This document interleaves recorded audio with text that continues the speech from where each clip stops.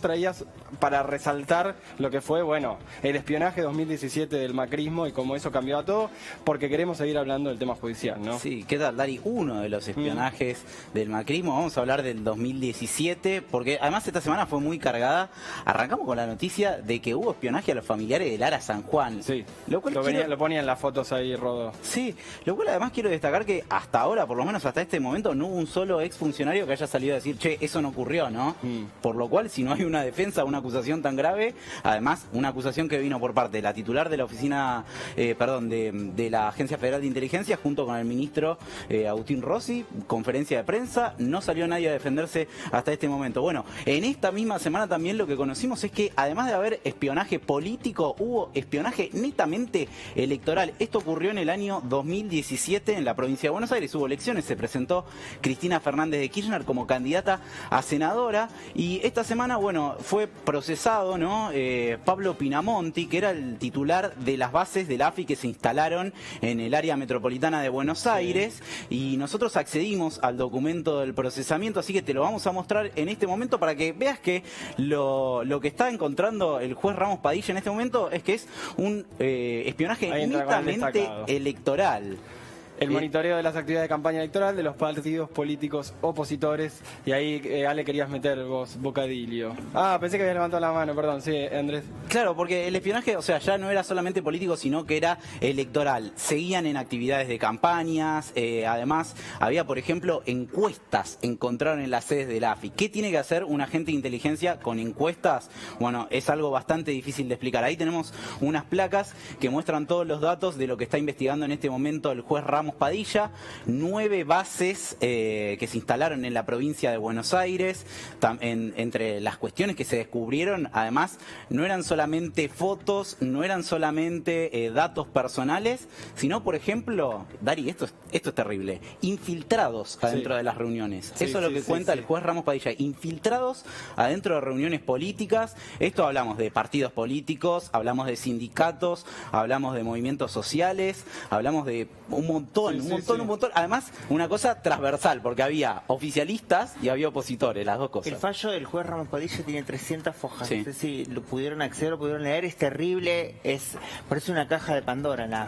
Por eso, parte de esto que se descubrió esta semana es un poco la agenda vieja, donde el gobierno también pelotea un poco, pero es importante también resaltarlo. Sumamos así esta parte de la mesa, del área izquierda, Lautaro Maislin, y la legisladora por el frente de todos, María Bieli. ¿Cómo andan? ¿Cómo va, Darío? Bien, bueno, este tema, de nuevo, pasó, ¿cuándo nos descubrimos? Ayer, en realidad, se terminó conociendo, y medio que parece que pasó. Hicieron mucho esfuerzo para ganar las elecciones, por eso le cuesta reconocer la derrota. Les cuesta a la oposición, pero ¿por qué tendría que la oposición hablar de esto ahora? ¿Por qué, como dice Andrés? No, digo que, viste que dicen que hubo fraude en las PASO, que van a hacer gobierno en el 2021, que quizás las elecciones del año que viene van a ser fraudulentas. Digo, con todo este esfuerzo que hicieron, que metieron infiltrados, espiaron a gente, y el FMI le cuesta un poco aceptar la derrota. La derrota.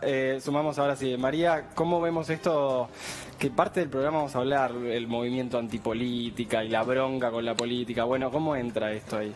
Bueno, en realidad es, digamos, producto de cómo se ha deslegitimado la utilización de la política durante los últimos 4 años de manera sistemática por quienes gobernaron, ¿no? Lo que hemos visto con los familiares de Lara San Juan realmente se escapa de todos los límites de lo concebible, ¿no? Los familiares en un momento tan terrible pidiendo que se haga justicia y que se busque a los tripulantes del submarino siendo investigados, militantes sociales y políticos, pero no nos olvidemos que también se hizo inteligencia por sobre los mismos dirigentes que hoy son parte de la oposición y que deberían también estar preocupados por cómo se hizo inteligencia por sobre ellos mismos, ¿no? Porque ahí hay una grieta dentro de la oposición. ¿Y a quién no le preocupa?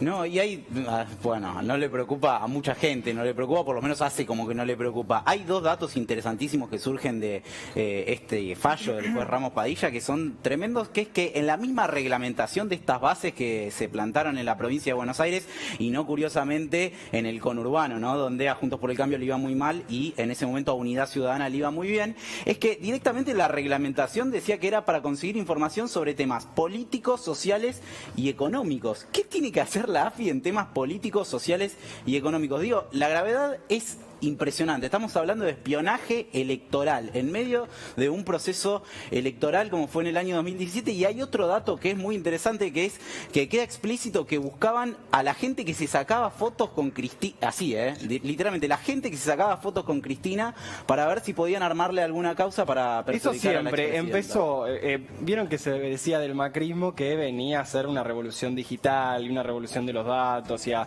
ver qué hacíamos con nuestra vida virtual.